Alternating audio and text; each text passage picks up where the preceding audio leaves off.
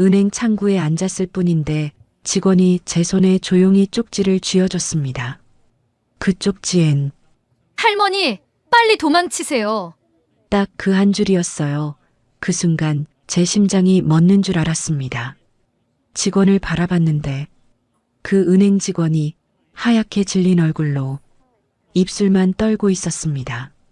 마치 제가 이 자리에 더 있으면 큰일이 난다는 듯이요. 그 자리에서 바로 일어났습니다. 그리고 뒤도 안 돌아봤어요. 오늘은 73 떡집 할머니가 은행 창구에 앉았다가 직원한테서 쪽지 한 장을 받고 인생이 뒤집어진 사연을 가져왔습니다. 그 쪽지에 적힌 한 줄이 50억을 지켜냈어요. 평생 모은 재산을 내 자식이 노리고 있었다는 걸 알게 된 순간 여러분이라면 어떻게 하시겠어요?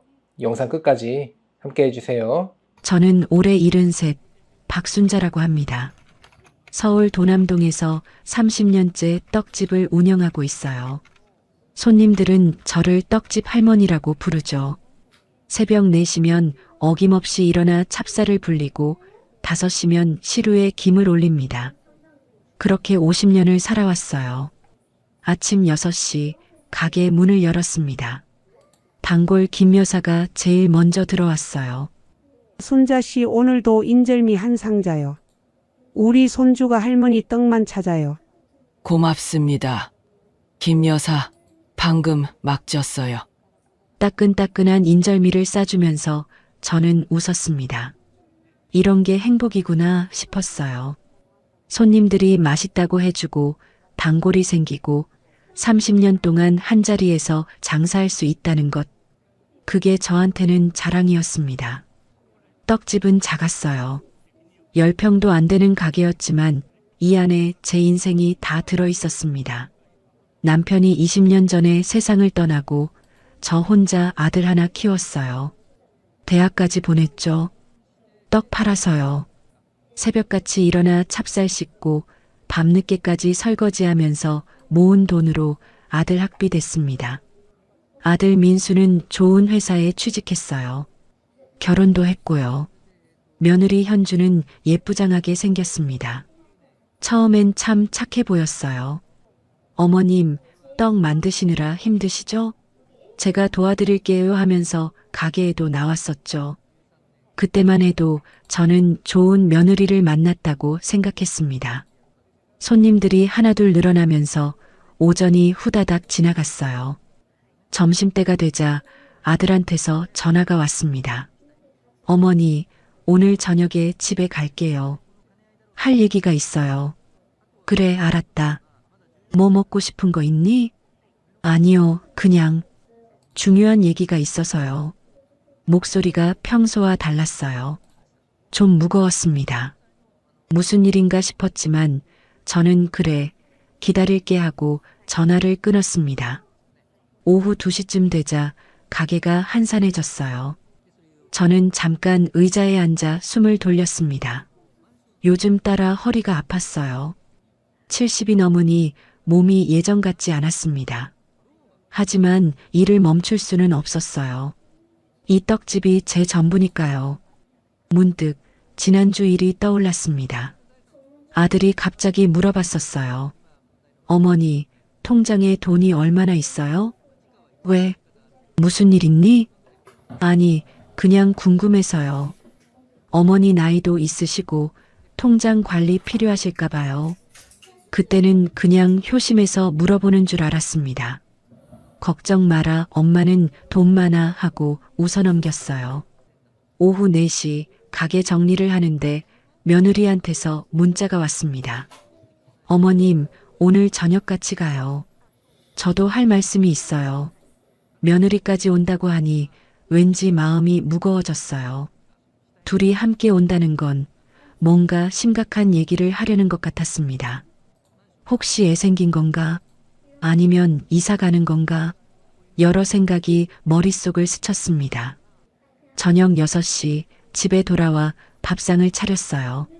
아들이 좋아하는 된장찌개를 끓이고 김치전도 부쳤습니다. 7시쯤 되자 초인종이 울렸어요. 어머니 왔어요. 아들과 며느리가 들어왔습니다. 그런데 표정이 이상했어요. 아들은 뭔가 불편해 보였고 며느리는 왠지 차가워 보였습니다. 어서 와라, 앉아. 배고프지?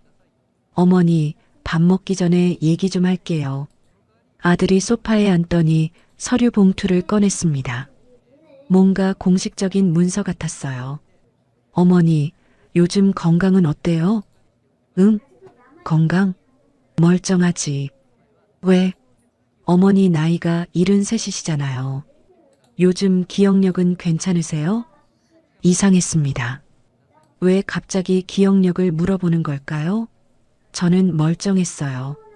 오히려 손님 얼굴은 다 외우고 장부도 제가 직접 썼습니다. 나 멀쩡해. 왜 그래? 며느리가 끼어들었어요. 어머님, 솔직히 말씀드릴게요. 요즘 어머님이 좀 이상하세요. 이상하다니? 예, 같은 말 반복하시고 가끔 헷갈려 하시잖아요. 지난주에도 저한테 같은 질문 3번 하셨어요.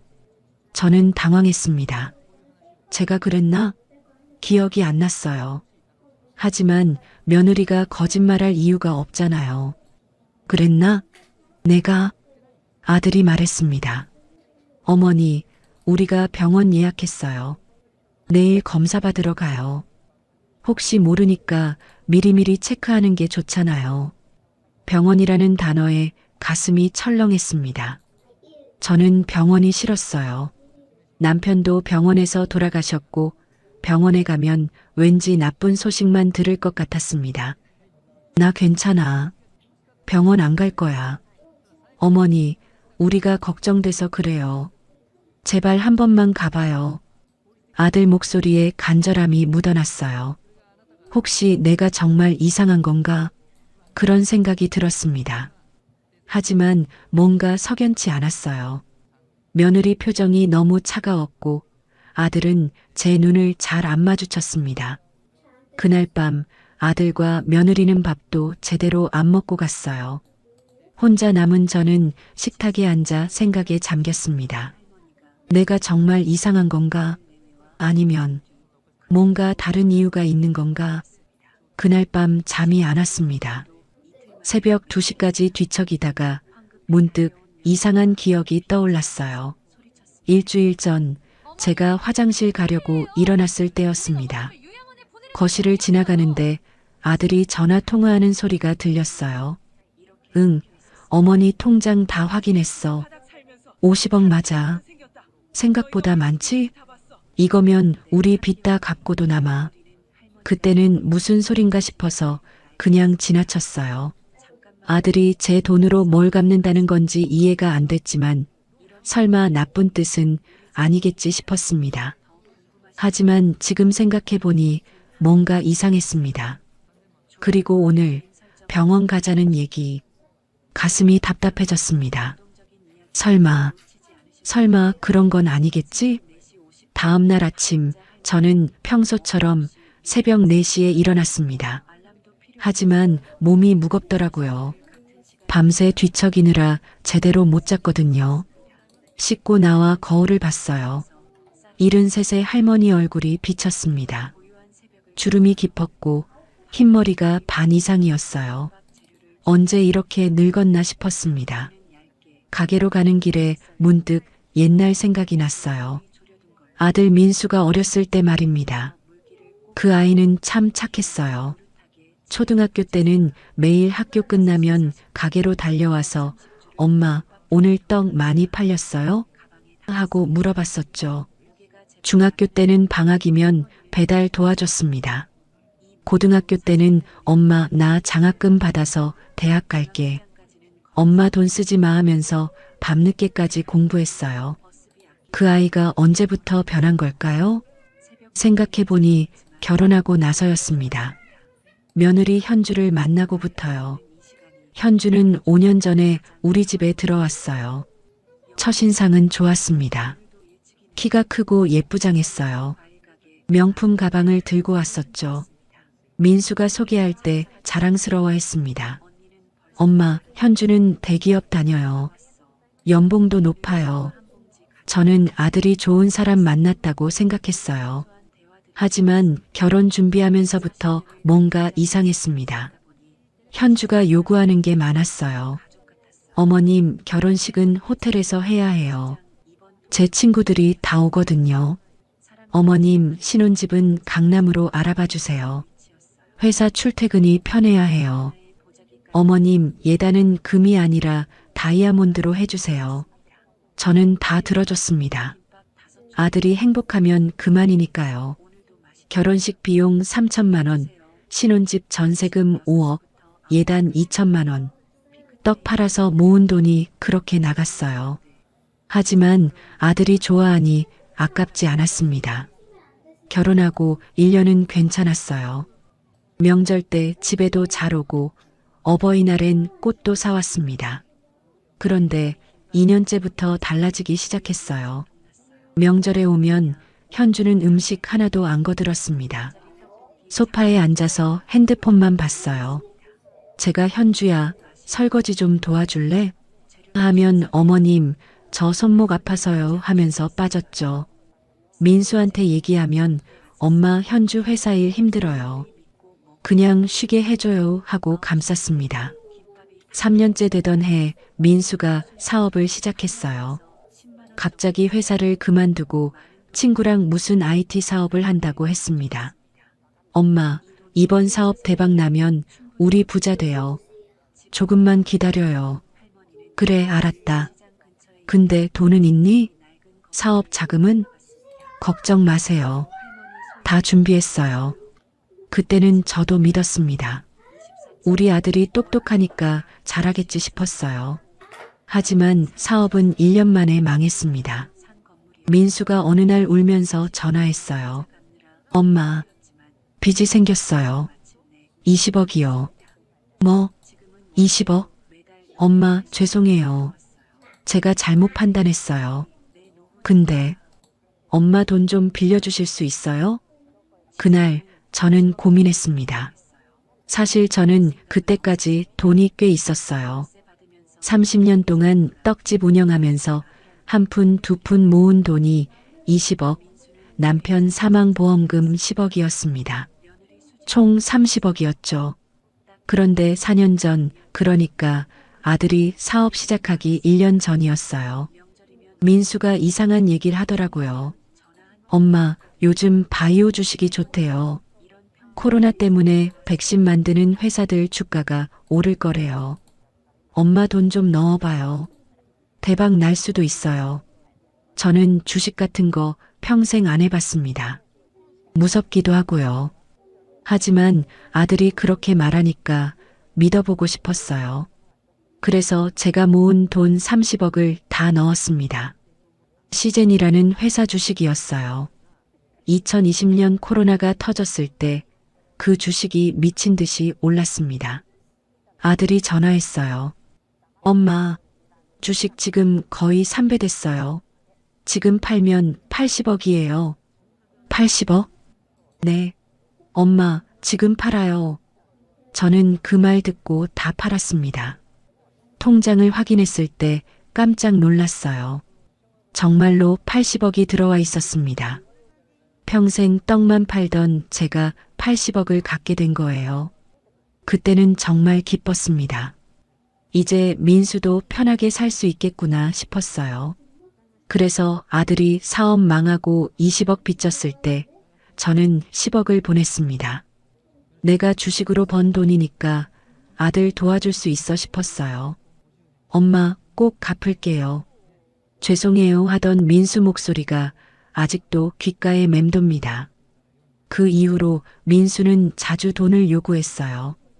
엄마, 생활비가 부족해서요. 엄마, 현주 친정에 경조사가 있어서요. 엄마, 차 할부금 내야 해서요. 그렇게 1년에 두세 번씩 돈이 나갔습니다. 계산해보니 5년 동안 추가로 15억을 더 줬더라고요. 그 외에도 생활비로 이것저것 쓰다 보니 5억 정도는 더 나갔고요. 80억에서 30억이 나갔으니 지금 제 통장엔 50억 정도 남아 있었습니다. 그런데 돈을 줄 때마다 현주 태도가 달라졌어요.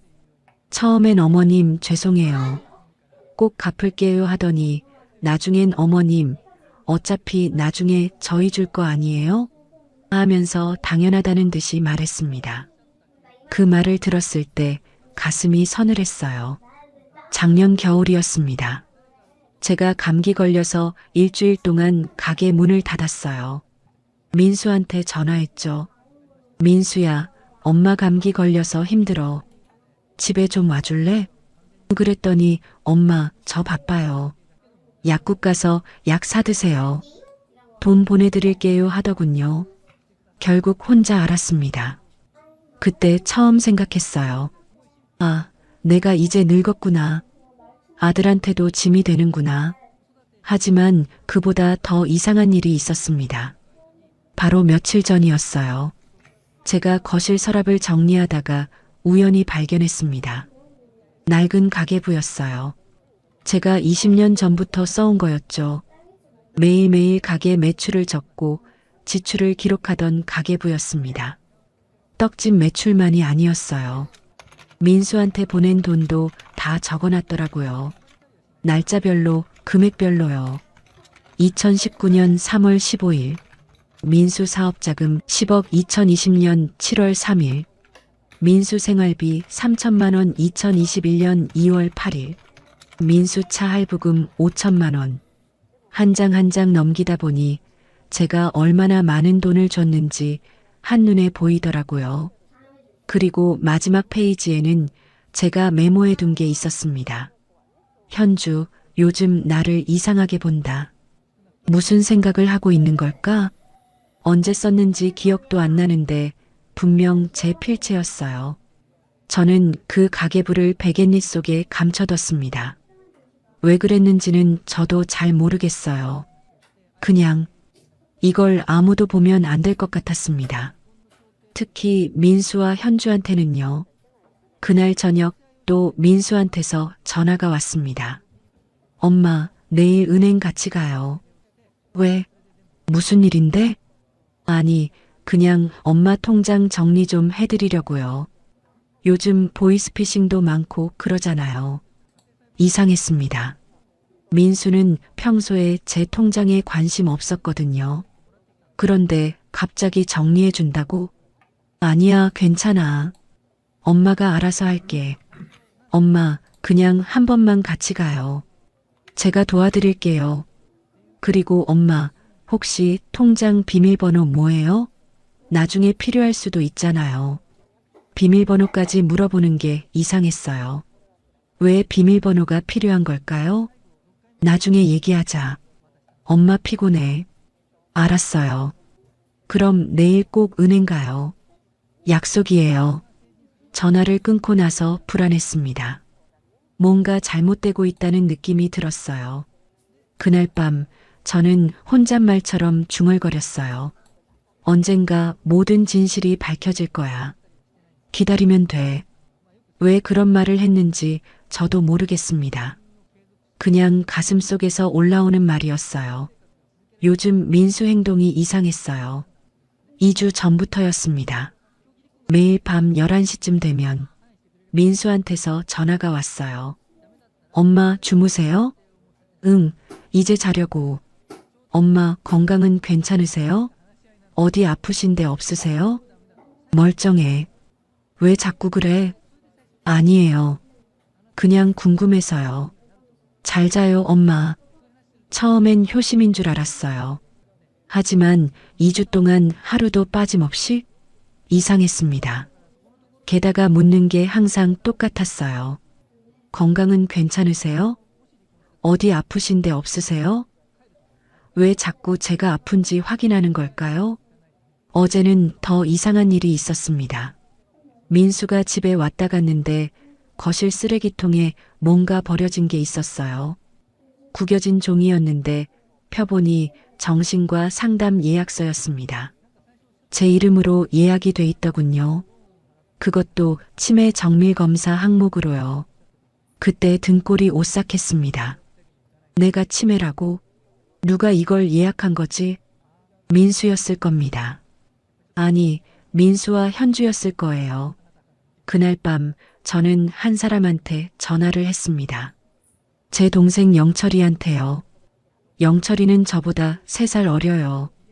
평생 변호사로 일했고 3년 전에 은퇴해서 부산에 살고 있습니다. 영철아, 나 순자야. 누나, 왜? 무슨 일 있어? 아니, 그냥 목소리 듣고 싶어서. 누나, 목소리가 이상한데? 무슨 일 있지? 저는 망설였습니다. 동생한테 이런 얘기해도 될까? 하지만 영철이가 계속 물어서 결국 다 털어놨어요. 민수가 요즘 이상하다는 것, 돈을 자꾸 요구한다는 것, 병원 가자고 한다는 것, 정신과 예약서를 발견했다는 것까지요. 영철이는 한참 동안 말이 없었습니다. 그러더니 조용히 말했어요. 누나, 혹시 누나 통장에 돈이 얼마나 있어? 응, 50억 정도. 50억? 영철이 목소리가 커졌습니다. 누나, 지금 당장 아무것도 하지 마. 도장도 찍지 말고 서류에도 사인하지 마. 알았지? 왜? 무슨 일인데? 누나, 나 사실 어젯밤에 서울 올라왔어. 응? 정말? 응.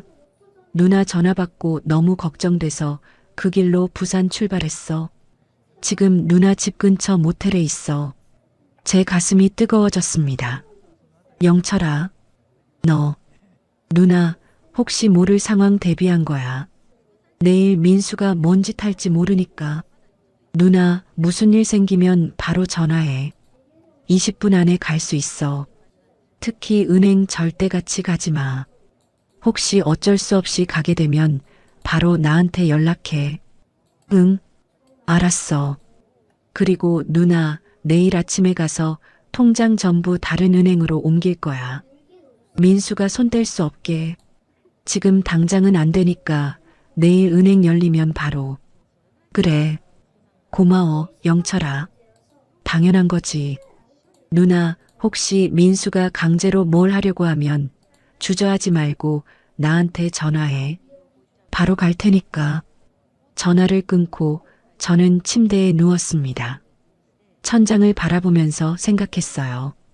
민수야, 너 정말 엄마를 배신하는 거니? 30년 동안 떡 팔아서 너 키웠는데, 대학 보냈는데, 결혼시켰는데, 돈도 그렇게 많이 줬는데, 그래도 모자라서 이제 엄마를 병원에 가두려는 거니? 눈물이 났습니다. 하지만 울지 않았어요. 울면 안 될 것 같았습니다. 지금은 정신 차려야 할 때였으니까요. 새벽까지 잠이 오지 않았습니다. 민수 얼굴이 자꾸 떠올랐어요. 어렸을 때 방긋방긋 웃던 얼굴, 초등학교 입학식 때 새 교복 입고 좋아하던 얼굴, 대학 합격하고 저를 안아주던 얼굴. 그 아이가 정말 저를 배신할까요? 아니, 이미 배신하고 있는 걸까요? 하지만 이제는 영철이가 있었습니다. 제 곁에서 저를 지켜줄 사람이요. 그 생각을 하니 조금 안심이 됐어요. 아침 6시 가게 문을 열었습니다. 하지만 손이 떨렸어요. 밤새 한숨도 못 잤거든요. 영철이가 근처에 있다는 게 위안이 됐지만 여전히 불안했습니다. 그런데 아침 8시쯤 민수한테서 전화가 왔어요. 엄마, 오늘 은행 가요 10시에. 제가 모시러 갈게요. 민수야, 엄마 오늘 바빠. 가게 손님 많아서. 엄마, 가게 하루 쉬면 어때요? 통장 정리가 더 중요해요. 보이스피싱 사기 진짜 많거든요. 목소리에 조급함이 묻어났습니다. 왜 이렇게 서두르는 걸까요? 그럼 내일 가자. 오늘은 정말 안 돼. 엄마, 민수 목소리가 커졌어요. 왜 자꾸 미루세요? 도대체 왜 그러는 거예요? 저는 깜짝 놀랐습니다. 민수가 저한테 화를 낸 건 처음이었어요. 그것도 이렇게 큰 소리로요. 민수야, 너 왜 그래? 엄마한테 왜 화를 내니? 죄송해요. 제가 좀 예민했네요. 그냥 엄마 걱정돼서 그래요. 목소리가 다시 부드러워졌어요. 하지만 뭔가 어색했습니다. 알았어. 그럼 내일 가자. 내일은 시간 있어. 내일이요? 왜 내일이에요? 오늘 가면 되잖아요. 영철이가 오늘 오전에 통장 옮기기로 했어. 시간을 벌어야 해. 그렇게 말하고 싶었지만 참았습니다. 엄마가 내일이 좋아. 그때 가자. 알았어요. 그럼 내일이요. 전화를 끊고 나서 한숨을 쉬었어요. 오늘만 버티면 돼. 영철이가 통장 옮기면 안전할 거야. 저는 영철이한테 문자를 보냈습니다. 영철아, 민수가 오늘 10시에 은행 가자고 했어. 내일로 미뤘어. 빨리 통장 옮기자. 곧 답장이 왔어요. 알았어. 누나 9시에 은행 열리면 바로 갈 거야. 누나도 준비해. 신분증이랑 도장 챙겨 9시가 되자. 저는 가게 문을 잠시 닫고 영철이를 만나러 갔습니다. 집 근처 모텔 앞에서 영철이가 기다리고 있었어요. 누나 가자. 빨리 옮겨야 해. 둘이서 은행에 갔습니다. 제 통장에 있는 50억을 전부 다른 은행으로 이체했어요. 영철이가 미리 알아본 은행이었습니다. 누나, 이 은행은 민수가 모르는 곳이야. 그리고 비밀번호도 새로 설정해. 민수가 절대 모를 번호로. 알았어. 1시간쯤 걸렸어요. 50억이 전부 새 통장으로 옮겨졌습니다. 기존 통장에는 50만 원만 남겨뒀어요. 누나, 이제 안전해. 민수가 아무리 발악해도 이 돈은 못 건드려. 고마워, 영철아. 누나, 그런데 민수가 내일 은행 가자고 했지? 그럼 어떡할 거야? 내일 가야지. 안 가면 더 의심할 것 같아. 그래, 내일 나도 같이 갈게. 민수 앞에서 딱 밝히는 거야. 누나 돈은 이미 다 옮겼다고. 저는 고개를 끄덕였어요. 이제 준비는 끝났습니다. 은행을 나와 가게로 돌아왔어요. 영철이도 같이 왔습니다. 혹시 모를 상황에 대비해서요.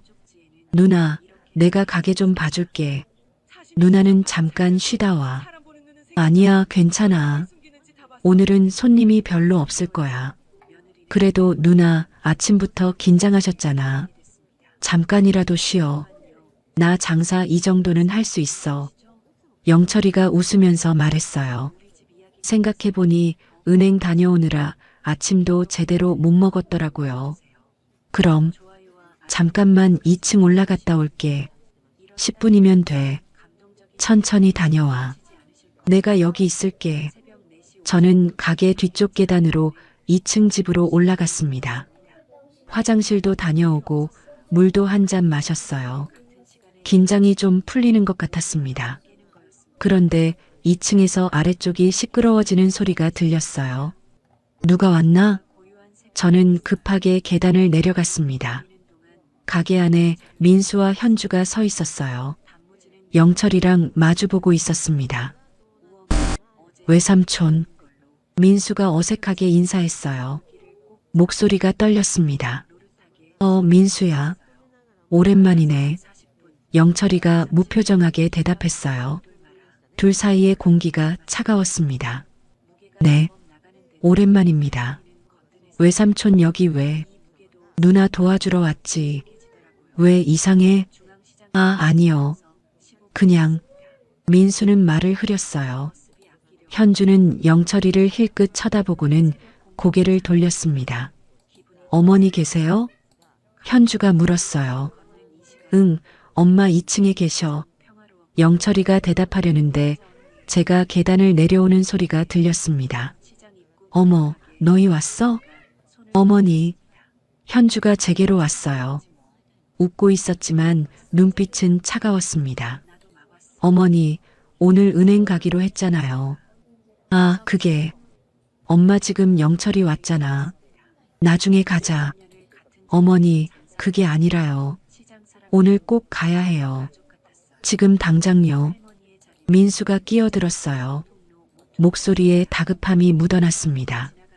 민수야, 엄마 지금 장사 중이야. 영철이한테 맡기고 갈 수는 없어. 외삼촌도 같이 가시면 되잖아요. 가게는 누가 봐? 하루쯤 닫으면 어때요? 이게 더 중요하잖아요.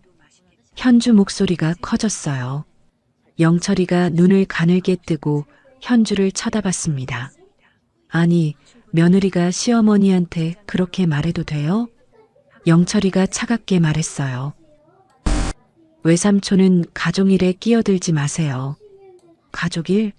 내 누나인데 내가 왜 끼어들면 안 돼? 분위기가 험악해졌어요.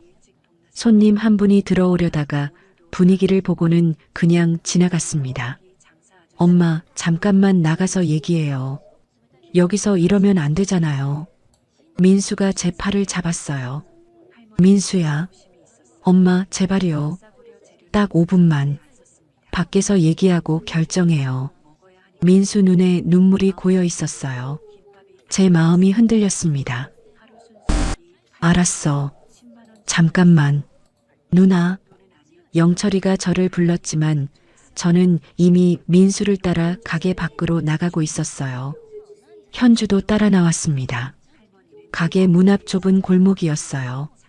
영철이가 가게 문 앞까지 따라 나왔지만 민수가 손짓으로 들어가라고 했어요. 외삼촌, 가족끼리 얘기 좀 해요. 잠깐이면 돼요. 영철이는 못마땅한 표정이었지만 일단 가게 안으로 들어갔습니다. 하지만 유리문 너머로 계속 저희를 지켜보고 있었어요. 어머니, 이제 솔직하게 얘기할게요. 현주가 팔짱을 끼고 저를 내려다봤습니다. 어머니 통장에 50억 있잖아요. 제 심장이 쿵 내려앉았습니다. 그 돈 어차피 나중에 저희 거예요. 그런데 어머니 나이도 있으시고 이제 관리하시기 힘드시잖아요. 무슨 소리야? 나 멀쩡해. 어머니, 솔직히 요즘 어머니 좀 이상하세요. 같은 말 반복하시고 깜빡깜빡 하시잖아요. 나 멀쩡하다니까. 어머니, 그렇게 생각하시는 게 문제예요. 그리고 은행 가셔서 통장 정리하시고 비밀번호도 알려주세요. 만약을 위해서요. 엄마, 우리도 이러고 싶지 않아요. 하지만 우리도 살아야죠. 빚이 20억이에요. 20억? 민수가 절박하게 말했어요. 그래서 엄마 돈 쓰려고? 쓴다는 게 아니에요. 빌리는 거죠. 저는 가게 쪽을 힐끗 봤어요. 영철이가 유리문 너머로 걱정스러운 표정으로 저를 보고 있었습니다. 하지만 현주가 제 시선을 가로막았어요. 어머니, 솔직히 말씀드릴게요. 순순히 협조 안 하시면 저희도 방법이 있어요. 법적으로 어머니 능력이 없다는 걸 증명하면 저희가 후견인이 될 수 있거든요. 후견인? 네. 그럼 어머니 재산을 저희가 관리할 수 있어요. 엄마, 지금 은행 가요. 제발이요. 외삼촌한테는 가게 좀 봐달라고 하고.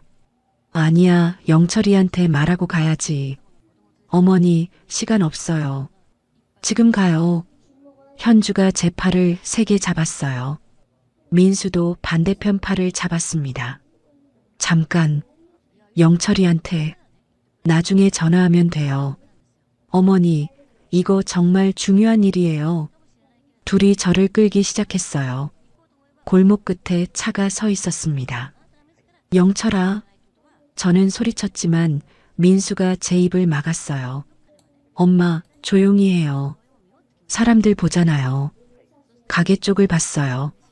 영철이가 밖으로 나오려는 게 보였습니다. 하지만 그때 손님 한 분이 가게로 들어갔어요. 영철이가 손님을 막을 수는 없는 상황이었습니다.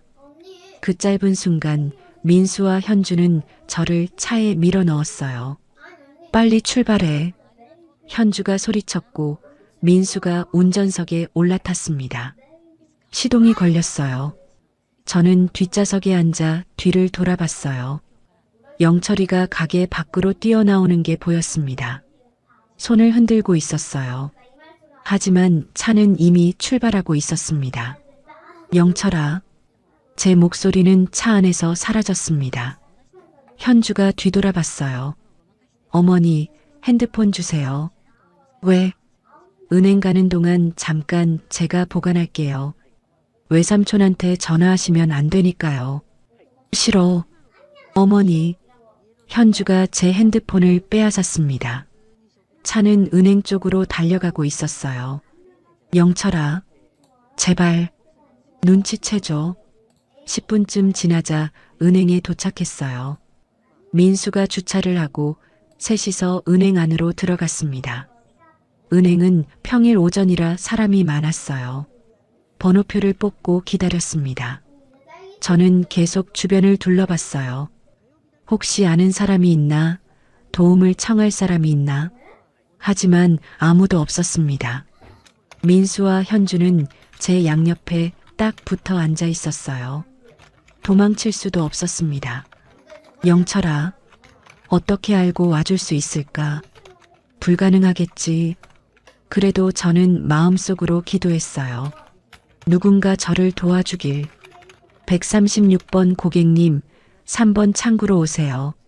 저희 차례가 됐습니다. 민수가 저를 일으켜 세웠어요.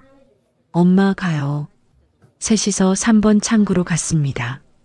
창구에는 젊은 여자 직원이 앉아 있었어요. 26쯤 되어 보였습니다. 어떻게 오셨어요? 통장 조회 좀 하려고요. 민수가 대답했어요. 신분증이랑 통장 주세요. 저는 가방에서 신분증을 꺼냈습니다. 통장도 꺼냈어요. 손이 떨렸습니다. 직원이 신분증을 받아들고 컴퓨터를 봤어요. 그러다가 저를 쳐다봤습니다. 뭔가 이상하다는 표정이었어요. 직원이 다시 컴퓨터를 보더니 저를 한 번 더 쳐다봤어요. 그리고 민수와 현주를 봤습니다. 고객님, 혹시 이분들이 누구세요? 아들이랑 며느리예요. 제가 대답했습니다. 아, 그렇군요. 직원이 뭔가 입력하더니 프린터에서 종이가 나왔어요. 통장 조회 내역입니다. 종이를 건네주면서 직원이 제 손을 살짝 잡았어요. 그리고 뭔가를 제 손바닥에 쥐어줬습니다. 작은 종이 쪽지였어요. 저는 깜짝 놀라서 직원을 쳐다봤습니다. 직원은 눈빛으로 뭔가를 말하고 있었어요. 쪽지 보세요. 저는 쪽지를 주먹에 꼭 쥐었습니다. 감사합니다. 민수가 통장 조회 내역을 받아들고 봤어요. 잔액이 50만 원? 네. 현주가 놀라서 종이를 빼앗아 봤어요. 어머니, 이게 무슨 일이에요? 50억이 어디 갔어요? 몰라요. 50억이 사라졌는데 몰라요. 현주 목소리가 커졌어요. 주변 사람들이 쳐다봤습니다. 민수가 직원한테 물었어요. 이거 잘못된 거 아니에요? 분명히 있었는데. 고객님, 오늘 아침 9시에 전액 출금하셨네요. 다른 은행으로 이체하셨고요. 뭐? 민수와 현주가 저를 쳐다봤어요. 엄마, 다른 은행으로 옮겼어요? 응. 언제요? 왜요? 오늘 아침에. 내 돈이니까 내가 옮겼지. 현주 얼굴이 새하얗게 변했어요. 어머니가. 그때 저는 손에 쥔 쪽지가 생각났습니다. 몰래 펼쳐봤어요. 작은 글씨로 이렇게 적혀 있었습니다. 할머니, 빨리 도망치세요. 저 사람들이 이상합니다. 화장실 가신다고 하세요. 제 심장이 쿵쾅거렸습니다. 저기, 화장실 좀 가야겠어. 어머니, 지금? 응, 급해. 그럼 빨리 다녀오세요. 저희 여기서 기다릴게요. 저는 일어나서 화장실 쪽으로 걸어갔습니다. 민수와 현주는 창구 앞에서 직원한테 뭔가 따지고 있었어요. 화장실로 들어가는 척하다가 저는 은행 출구 쪽으로 뛰었습니다. 은행 밖으로 나왔어요. 숨이 찼습니다. 어디로 가야 하지? 민수와 현주가 곧 따라올 텐데. 저는 은행 맞은편에 있는 편의점으로 뛰어갔습니다. 편의점 직원한테 다급하게 말했어요. 저기요, 전화 좀 빌려주실 수 있어요? 급해요. 네. 아, 네. 여기요. 직원이 자기 핸드폰을 빌려줬어요. 저는 떨리는 손으로 영철이 번호를 눌렀습니다. 다행히 외워뒀던 번호였어요. 여보세요? 영철아, 나 누나야. 누나? 무슨 일이야? 민수가 날 은행으로 끌고 갔어. 지금 탈출했어. 영철아, 어떡하지? 뭐? 누나 지금 어디야? 은행 맞은편 편의점이야. 도남동 우리은행. 알았어. 누나, 거기서 움직이지 마. 내가 지금 바로 갈게. 차 가지고 있으니까 10분이면 도착해. 응, 빨리 와줘. 전화를 끊고 직원한테 핸드폰을 돌려줬어요. 감사합니다.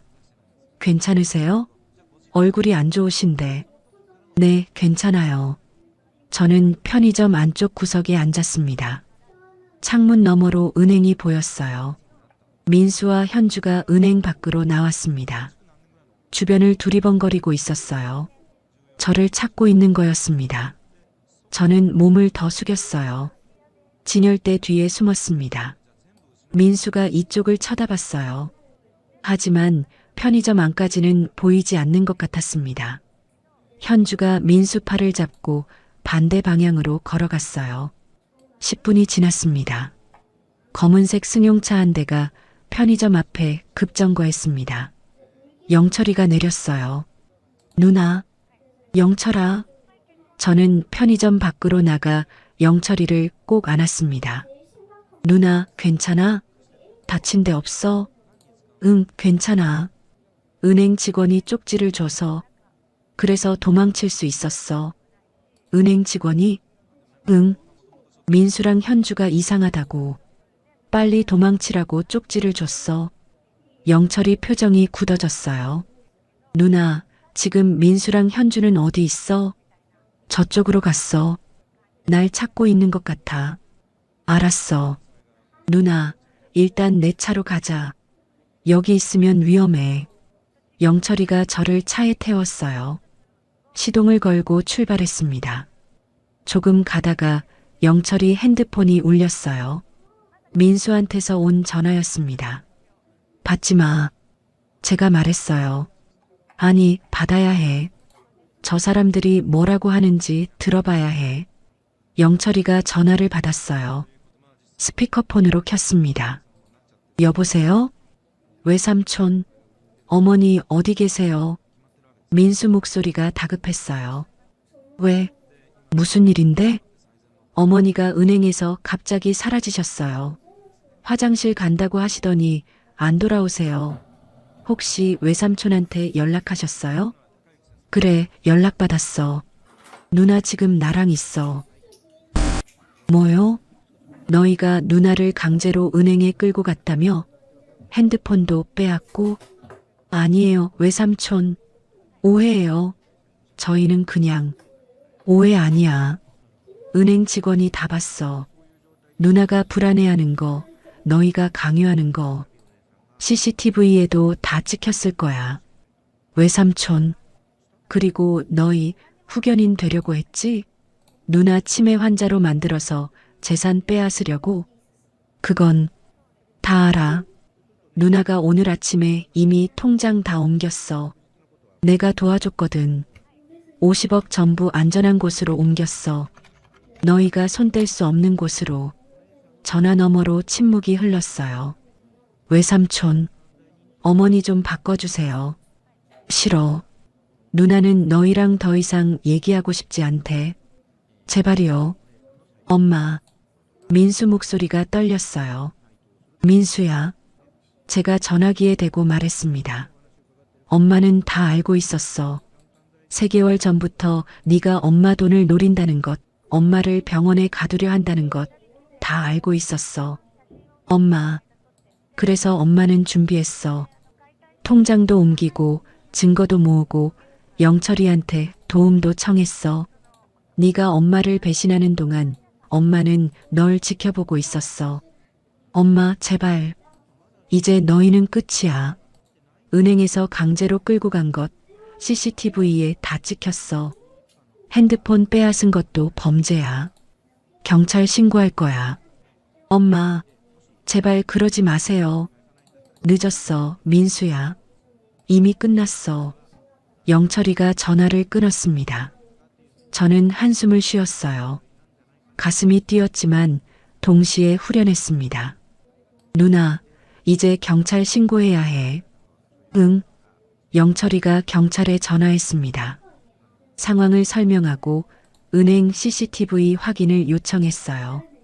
30분 후 담당 형사한테서 전화가 왔습니다. 접수했습니다. CCTV 확인하고 조사 들어가겠습니다. 일단 피해자분께서 진술서 작성하러 오시면 됩니다. 형사님, 그럼 용의자들은요? 일단 소환 조사부터 진행하겠습니다. 다만 강요죄로 바로 구속하기엔 증거를 좀 더 보강해야 할 것 같습니다.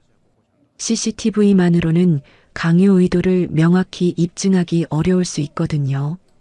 영철이가 전화를 끊고 저를 돌아봤어요.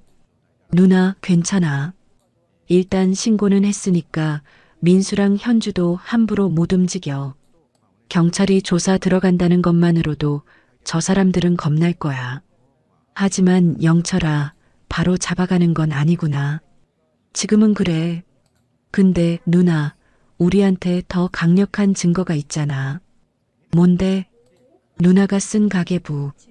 그거랑 통장 거래 내역, 정신병원 예약서 전부 정리해서 제출하면 돼. 그럼 훨씬 강력해져. 그렇구나. 저는 조금 안심했어요. 하지만 여전히 불안했습니다. 민수와 현주가 아직 밖에 돌아다니고 있다는 게 불안했어요. 저는 집으로 돌아왔습니다. 영철이도 같이 왔어요. 거실 소파에 앉으니 다리에 힘이 풀렸습니다. 누나, 물 좀 마셔. 영철이가 물을 가져다 줬어요. 저는 벌컥벌컥 마셨습니다. 목이 말랐더라고요. 오늘 은행 직원 정말 고마운 사람이네. 그 사람 아니었으면 누나 큰일 날 뻔했어. 응, 진짜 고마운 사람이야. 저는 손에 쥐고 있던 쪽지를 펼쳐봤어요. 할머니, 빨리 도망치세요. 짧은 문장이었지만 이 한 줄이 저를 살렸습니다. 영철아, 나중에 그 직원한테 꼭 감사 인사해야겠어. 그래, 누나. 꼭 그래야지. 창밖을 보니 해가 지고 있었어요. 긴 하루였습니다. 아침에 강제로 은행에 끌려가고 탈출하고 경찰에 신고하고 정신없이 지나간 하루였어요. 누나, 저녁 먹어야지. 뭐 먹고 싶어? 아무거나. 난 괜찮아. 그래도 먹어야지. 내가 밖에 나가서 뭐 사올게. 영철이가 나가려는데 저는 불안했어요. 영철아, 혹시 민수가 여기로 올까? 누나, 걱정 마.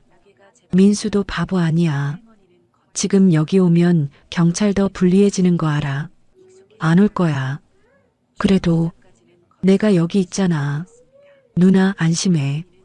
영철이가 밖에 나가서 김밥과 라면을 사왔어요. 둘이서 저녁을 먹었습니다. 입맛이 없었지만 영철이가 자꾸 권해서 조금씩 먹었어요. 누나, 오늘은 여기서 자고 갈게. 혹시 또 무슨 일 생길지 모르니까. 응, 그래줘. 오늘은 혼자 있기 싫어. 걱정 마, 내가 여기 있을게. 밤 9시쯤 저는 방에 들어가 누웠습니다. 몸은 피곤한데 잠이 오지 않았어요. 오늘 하루 일들이 주마등처럼 스쳐 지나갔습니다. 민수와 현주가 저를 끌고 가던 모습, 은행 직원이 쪽지를 쥐어주던 순간, 편의점에서 몸을 숨기던 때, 영철이가 나타났을 때의 안도감, 눈물이 났어요. 오늘 정말 위험했습니다. 은행 직원이 아니었으면, 영철이가 미리 서울에 와 있지 않았으면, 생각만 해도 아찔했어요. 하지만 한편으로는 불안했습니다. 경찰이 바로 잡아가지 않았다는 게요. 민수와 현주가 아직 밖에 있다는 게 무서웠어요. 혹시 보복하러 오는 건 아닐까? 아니면 또 다른 방법을 찾는 건 아닐까? 잠이 오지 않았습니다. 새벽 2시까지 뒤척이다가 겨우 잠들었어요. 그날 밤 저는 오랜만에 푹 잤습니다. 악몽도 없었어요. 영철이가 거실에 있다는 것만으로도 안심이 됐습니다. 하지만 다음 날 제가 깜빡하고 있던 게 하나 있었습니다. 아침 일찍 눈이 떠졌어요. 햇살이 창문으로 들어왔습니다. 오랜만에 개운한 아침이었어요. 민수와 현주에 대한 경찰 조사가 진행 중이라는 게 아직도 믿기지 않았습니다. 거실로 나와 차를 끓이는데 문득 뭔가 떠올랐어요. 가게 정리도 해야 하고, 그리고 뭔가 더 있었는데, 영철이는 거실 소파에서 자고 있었어요. 이불을 덮어주고 저는 조용히 밖으로 나왔습니다. 가게로 가는 길이 낯설었어요. 어제 그 일이 있은 후라 모든 게 달라 보였습니다. 하지만 일상은 계속돼야 했어요. 떡은 만들어야 하고 가게는 열어야 했으니까요. 새벽 공기가 차가웠습니다. 심호흡을 하니 정신이 조금 맑아졌어요. 가게 문을 열고 들어갔습니다. 익숙한 냄새, 익숙한 풍경, 30년 동안 지켜온 이곳이었어요. 찹쌀을 불리고 시루에 김을 올렸습니다. 떡을 만들면서 생각했어요. 민수는 지금 경찰 조사를 받고 있겠죠. 현주도요. 제가 키운 아들이 경찰서에서 조사받고 있다는 게 실감나지 않았습니다. 아침 8시쯤 영철이한테서 전화가 왔어요. 누나 어디야? 가게 왔어. 일해야지. 누나 오늘은 쉬어. 어제 그런 일 있었는데. 괜찮아. 일하는 게 더 나아. 가만히 있으면 자꾸 생각나거든. 알았어. 근데 무리하지 마. 힘들면 바로 연락해. 응, 고마워. 오전 손님들이 조금씩 들어왔습니다. 단골 김 여사도 왔어요. 순자 씨, 어제 가게 문 닫으셨더라고요? 무슨 일 있었어요? 아, 급한 일이 있어서요. 그래요? 몸은 괜찮으세요? 네, 괜찮아요. 저는 웃으면서 떡을 싸줬어요. 아무에게도 어제 일을 말할 수 없었습니다. 창피하기도 했고 말하면 눈물이 날 것 같았어요. 점심때쯤 영철이가 가게로 왔습니다. 누나, 경찰서에서 연락 왔어. 민수랑 현주 조사 시작됐대. 누나도 곧 진술하러 와야 할 거래. 언제? 모레쯤.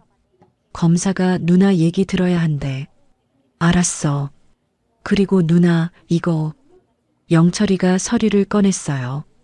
어제 은행 직원 연락처야. 김지연 씨. 나중에 재판 때 증인으로 나와달라고 부탁해야 할 것 같아. 그 직원분. 정말 고마운 분이야. 꼭 인사드리고 싶어. 그래, 나중에 같이 가자. 영철이가 돌아가고 저는 다시 일을 했습니다. 손님을 받고 떡을 만들고 설거지를 하고 익숙한 일상이었지만 마음 한구석은 여전히 불안했어요. 민수가 정말 포기할까? 20억 빚이 있는데 혹시 또 다른 방법을 찾는 건 아닐까? 그리고 문득 손자 준호가 떠올랐습니다. 제 손자 민수 아들, 21살 대학생. 혹시 민수가 준호를 이용하려는 건 아닐까? 가슴이 철렁했습니다. 오후 2시쯤 초인종이 울렸어요. 저는 깜짝 놀라서 문 쪽을 쳐다봤습니다. 혹시 민수가 나온 건가? 하지만 문을 연 건 민수가 아니었습니다. 할머니, 젊은 남자 목소리였어요. 익숙한 목소리였습니다. 준호야? 제 손자 준호였어요. 21살 대학교 3학년. 키가 크고 잘생긴 청년이었습니다. 민수를 빼닮았어요. 할머니, 괜찮으세요? 준호가 헐레벌떡 뛰어들어왔습니다. 숨이 차 있었어요. 아빠한테 전화 왔어요. 할머니가 큰일 났다고. 그래서 바로 달려왔어요. 준호야, 할머니는 괜찮아. 정말요? 아빠가 경찰서에 조사받으러 갔다고 하던데. 응, 어제 일이 있었어. 준호는 저를 꼭 안아줬어요. 따뜻했습니다. 이 아이만큼은 저를 진심으로 걱정하는 것 같았어요. 할머니, 아빠가 뭘 하려고 한 거예요? 저한테는 자세히 안 알려줘서. 준호야, 앉아. 얘기해 줄게. 저는 준호한테 어제 있었던 일을 다 얘기했습니다. 아빠가 강제로 저를 은행에 끌고 갔다는 것, 핸드폰을 빼앗았다는 것, 은행 직원이 쪽지를 줘서 탈출했다는 것, 그래서 경찰에 신고했다는 것까지요. 준호 얼굴이 점점 굳어갔어요. 아빠가 정말 그런 짓을 했어요? 응. 미안해, 준호야. 내 아빠 얘기라서. 아니에요, 할머니. 할머니가 미안할 게 뭐가 있어요. 잘못한 건 아빠예요. 준호가 주먹을 불끈 쥐었습니다. 할머니, 제가 아빠한테 얘기할게요. 다신 이런 짓 못하게 할게요. 고마워, 준호야. 저는 준호 손을 꼭 잡았어요. 이 아이만큼은 착하구나 싶었습니다. 그때 준호가 조심스럽게 물었어요. 할머니, 그런데 아빠가 그러던데 할머니가 통장을 다른 데로 옮기셨다고요? 응. 언제요? 어제 아침에. 영철이 외삼촌이 도와줘서 옮겼어. 아, 그렇구나. 준호 표정이 묘하게 변했어요. 뭔가 실망한 것 같은 표정이었습니다. 아니, 제가 잘못 본 걸까요? 준호야, 너 괜찮니? 네. 아, 네. 괜찮아요. 그냥 아빠 생각하니까 좀 속상해서요. 그렇구나. 준호는 조금 더 앉아 있다가 일어났어요. 할머니, 저 학교 가봐야 해서. 또 올게요. 그래, 조심해서 가거라. 네, 할머니. 준호가 문을 나섰어요. 저는 뒷모습을 보면서 묘한 느낌이 들었습니다. 뭔가 이상했어요. 준호 표정이 너무 밝았거든요. 아빠가 경찰서에서 조사받고 있는데 그렇게 밝을 수 있나? 그리고 통장 옮긴 얘기를 했을 때 잠깐 실망한 것 같은 표정. 아니야, 내가 너무 예민해진 거야. 준호는 착한 애야. 저는 고개를 저었습니다. 저녁 때 영철이한테 전화했어요. 영철아, 오늘 준호가 다녀갔어. 준호가? 뭐래? 할머니 걱정된다고. 아빠 얘기 물어보더라. 그래. 준호는 착한 애니까 당연히 걱정하겠지. 응. 근데 왜? 뭐 이상한 거 있었어? 아니야. 그냥 기분 탓인 것 같아.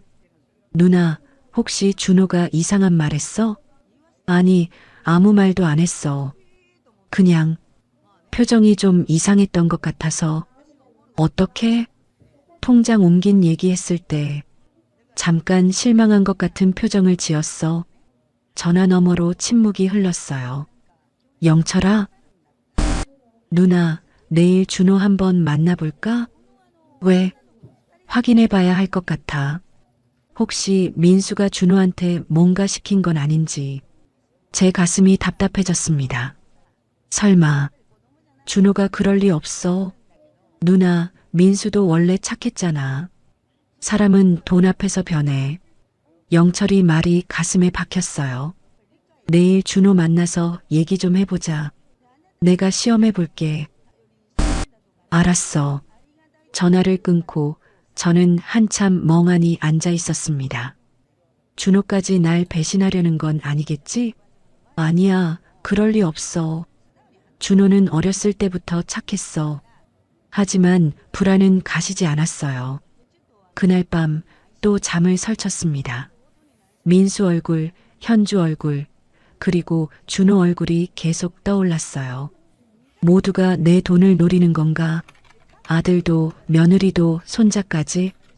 눈물이 났습니다. 아니야. 준호는 아니야. 준호만큼은 날 사랑해. 스스로에게 되뇌었지만 의심은 커져만 갔습니다. 새벽 4시 저는 잠을 포기하고 일어났습니다. 가게로 가서 떡을 만들기 시작했어요. 일을 하면 생각이 덜 날 것 같았으니까요. 하지만 손은 떡을 빚고 있는데 머릿속은 온통 준호 생각뿐이었습니다.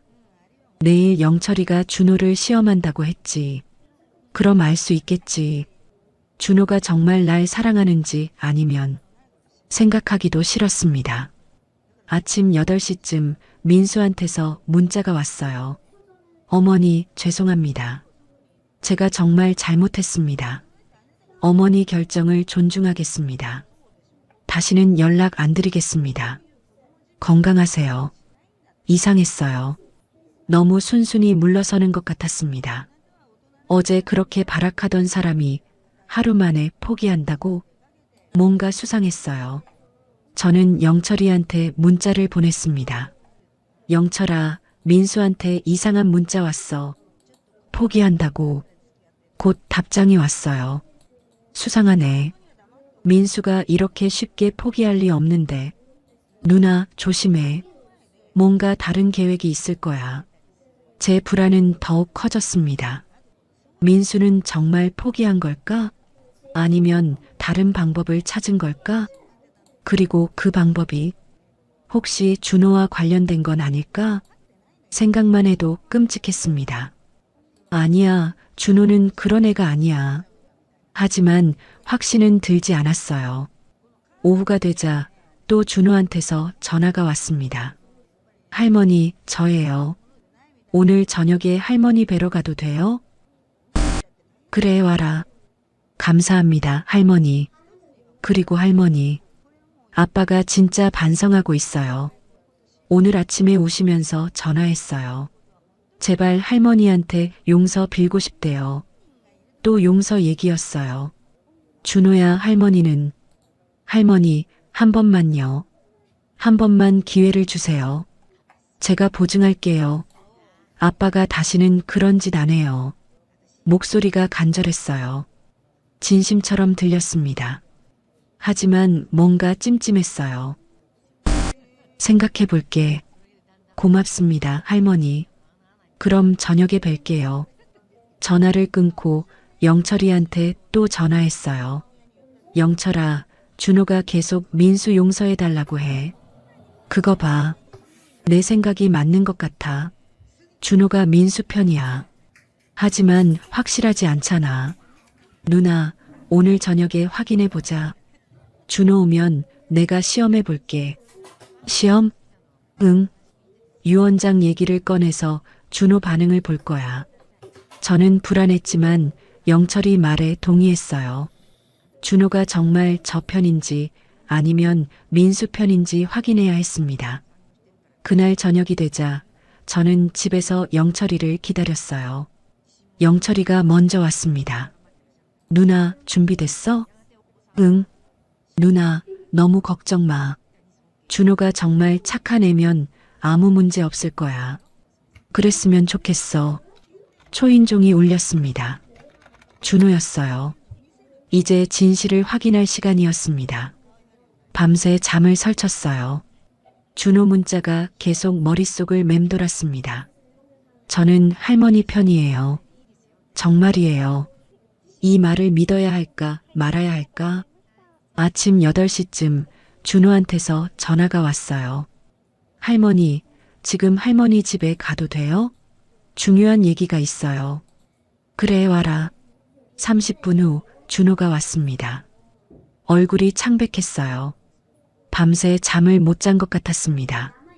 할머니, 외삼촌도 계세요? 응, 영철이 여기 있어. 다행이다.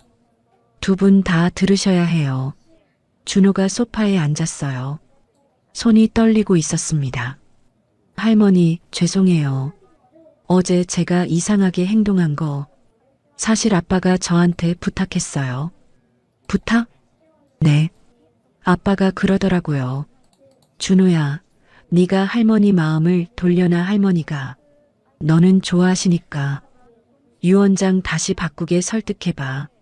그렇게 말했어요. 영철이가 코웃음을 쳤어요.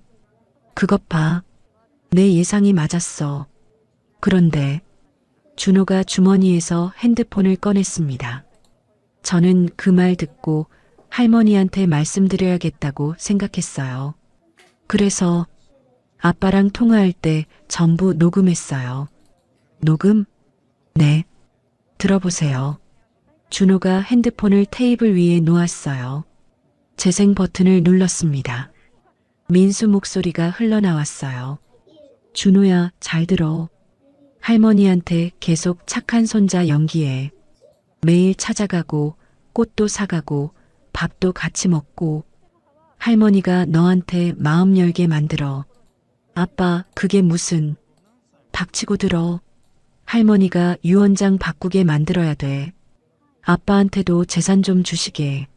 아니면 최소한 네가 받은 돈을 나한테 주겠다는 각서라도 받아내. 아빠, 그건 안 돼요. 할머니가 뭐? 어차피 늙어서 얼마 안 사실 텐데. 지금 우린 20억 빚이 있어. 이거 못 갚으면 우리 파산이야. 제 심장이 철렁 내려앉았습니다. 어차피 늙어서 얼마 안 산다는 말. 그 말이 가슴에 비수처럼 박혔어요. 녹음은 계속됐습니다. 그리고 만약 할머니가 끝까지 안 들어주시면, 그러면 그땐 어쩔 수 없지. 정신병원 계획 다시 추진하는 거야. 이번엔 더 완벽하게. 아빠, 그건 범죄예요. 범죄? 할머니가 치매 환자가 되면 범죄가 아니야. 우리가 후견인 되는 거지. 그럼 50억 관리권이 우리한테 넘어와. 근데 할머니가 이미 통장 다 옮기셨잖아요. 그래서 네가 필요한 거야. 할머니가 너한테는 새 통장 위치 알려주실 거 아니야? 그럼 우리한테 알려주면 돼. 아빠, 준호야, 넌 내 아들이야. 엄마 아빠 도와야지. 안 그러면 우린 길거리에 나앉아. 녹음이 끝났어요. 저는 말을 잃었습니다. 영철이 얼굴도 굳어 있었어요. 이게 엊그제 통화 내용이에요. 아빠가 이렇게 말하는 걸 듣고 저는 차마 할머니를 배신할 수가 없었어요. 준호 눈에 눈물이 고였습니다. 할머니, 죄송해요. 제가 아빠를 고발하는 게 맞는 건지 모르겠지만 이건 아닌 것 같아서 저는 준호를 꼭 안아줬어요. 고마워, 준호야. 네가 할머니 편이구나. 네, 저는 할머니 편이에요. 아빠가 아무리 제 아빠라도 이건 잘못된 거니까요. 영철이가 녹음 파일을 받았습니다. 준호야, 이거 증거로 쓸 수 있어. 고맙다. 외삼촌, 그런데 더 있어요. 더? 준호가 또 핸드폰을 꺼냈어요. 사실 제가 3일 전에 우리 집에 갔었어요. 부모님 안 계실 때요. 그때 아빠 서재를 뒤져봤어요. 뭘 찾았는데? 이거요. 준호가 사진을 보여줬습니다. 서류 사진이었어요. 정신병원 입원 동의서예요. 할머니 이름으로 위조된 서명이 있어요. 그리고 이것도 또 다른 사진이었습니다. 할머니 도장을 복제한 거예요. 가짜 도장이 서랍에 있었어요. 제 등골이 오싹했습니다. 도장을 복제? 그럼 제가 모르는 사이에 어떤 서류에 도장이 찍혔을 수도 있다는 건가요? 그리고 이건 아빠 노트북에서 찾은 거예요. 준호가 또 다른 사진을 보여줬어요. 엑셀 파일 같았습니다. 이게 뭐니? 아빠가 10년 동안 할머니한테 받은 돈을 정리한 파일이에요. 근데 할머니가 알고 계신 것보다 훨씬 많아요. 영철이가 사진을 확대해서 봤어요. 이게 45억? 네. 할머니는 30억 주신 걸로 아시는데 실제로는 45억이 나갔대요. 아빠가 할머니 통장에서 몰래 인출한 게 15억이래요. 저는 현기증이 났습니다. 45억? 제가 모르는 사이에 15억이 더 빠져나갔다고? 어떻게? 어떻게 내 통장에서 몰래? 아빠가 할머니 도장 복제하고 비밀번호도 알아냈대요. 그래서 할머니 몰래 조금씩 인출했대요. 5년 동안요. 영철이 주먹을 쥐었어요. 이건 횡령이야. 명백한 범죄야. 그리고 준호가 말을 이었습니다. 제가 엄마 노트북에서 더 찾은 게 있어요. 카카오톡 대화 캡처 파일이요. 카카오톡? 네. 엄마가 친구들한테 보낸 문자예요. 할머니 욕하는 내용이요. 준호가 스크린샷을 보여줬어요. 며느리 현주가 친구한테 보낸 카톡이었습니다. 2023년 설날 시어머니 진짜 짜증나. 명절 왔는데 나보고 혼자 차례상 다 차리래. 나 손님인데? 개빡쳐서 일부러 안 했음 키읔키읔. 2024년 3월 감기 걸렸다고 전화했는데 씹었음 키읔키읔 약 사달래. 알아서 사드세요. 나 바빠. 2024년 5월 생일인데 안 갔음. 귀찮아 죽겠네. 어차피 얼마 안 사실 텐데 뭐. 2024년 7월 떡집 망했으면 좋겠다. 그럼 우리한테 의지하게 되잖아. 그때 정신병원 보내면 됨 히읗히읗. 저는 눈물이 났어요. 제가 감기 걸렸을 때 전화했던 게 기억났습니다. 현주한테 전화했었어요. 현주야, 엄마 감기 걸려서 힘들어. 약 좀 사다 줄 수 있니? 그랬더니 어머니, 저 바빠요. 약국 가세요 하고 끊었었죠. 그게 단순히 바빠서가 아니었어요. 일부러 무시한 거였습니다. 그리고 이것도 있어요. 준호가 또 다른 파일을 보여줬어요. 엄마가 할머니 집에 몰래 카메라 설치했대요. 작년 추석 때요. 할머니 혼자 계실 때 설치했대요. 뭐? 네. 그 영상도 전부 저장돼 있어요. 할머니가 혼자 계실 때 우시는 모습, 약 드시는 모습, 전부요. 영철이가 말했어요. 증거 수집이야. 할머니가 혼자서 제대로 생활 못하신다는 증거를 만들려고 했던 거지. 하지만 오히려 이게 엄마 범죄 증거가 됐어요. 불법 촬영이니까요. 준호가 고개를 숙였습니다. 그리고 제일 심한 건 이거예요. 준호가 마지막 파일을 보여줬어요. 음성 녹음이었습니다. 이건 엄마가 할머니한테 전화했을 때 녹음한 거예요. 작년 10월이요. 재생 버튼을 눌렀습니다. 며느리 목소리가 들렸어요. 어머니, 솔직히 말씀드릴게요. 저희 이제 어머니 모실 여력이 없어요. 돈도 없고요. 그러니까 어머니가 알아서 사세요. 저희한테 기대하지 마시고요. 현주야, 엄마가 뭘 기대했니? 그냥 어머니, 제발 징징대지 마세요. 진짜 짜증나요. 어머니 나이가 몇인데 아직도 그러세요? 어머니 또래는 다들 요양원 가시던데 어머니도 그럼 되잖아요. 요양원? 네, 요양원. 아니면 정신병원이든지. 솔직히 저희 입장에서는 그게 더 편해요. 어머니가 계속 집에 계시면 저희가 신경 써야 하잖아요. 저는 그 통화를 기억했어요. 작년 10월 제가 외롭다고 전화했었어요. 현주야, 명절에 좀 와줄래? 엄마 혼자 있으니 외로워라고 했었죠. 그랬더니 현주가 차갑게 대답했었어요. 그때 너무 서러워서 전화 끊고 한참 울었습니다. 준호가 말했습니다. 할머니, 죄송해요. 제 부모님이 이런 사람들인 줄 몰랐어요. 저는 준호 손을 잡았어요. 준호야, 내 잘못이 아니야. 고마워, 우리 손주가 이렇게 증거 찾아줘서. 영철이가 모든 파일을 자기 핸드폰으로 받았습니다. 누나, 이제 경찰에 추가 증거 제출할 수 있어. 횡령 15억, 불법 촬영, 도장 위조, 강요 미숙, 노인학대. 저번에 은행 CCTV만으로는 부족했는데 이제는 완벽해. 준호가 찾아준 증거가 결정타야. 정말? 응. 이 정도면 실형 확정이야. 카톡 내용만 봐도 노인학대 정서적 학대에 해당해. 전화 녹음은 협박이고 몰래 카메라는 불법 촬영이고 횡령 증거에 위조 도장까지. 이제 민수랑 현주는 끝났어. 영철이가 즉시 담당 형사한테 전화했습니다. 형사님, 결정적 증거들 추가로 확보했습니다. 10년치 학대 기록, 횡령 증거 15억, 불법 촬영 파일, 위조 도장, 협박 녹음까지 전부 있습니다. 30분 후 형사한테서 전화가 왔습니다. 변호사님, 증거 확인했습니다. 이 정도면 구속영장 청구 가능합니다. 아니, 이 정도면 충분합니다. 지금 바로 용의자들 연행하겠습니다. 감사합니다, 형사님.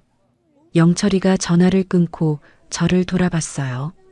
누나, 이제 진짜 끝났어. 30분 안에 민수랑 현주 체포될 거야. 저는 복잡한 심정이었어요. 제 아들이 곧 체포된다는 게 슬프면서도 동시에 후련했습니다. 이제 안전하다는 느낌이 들었어요.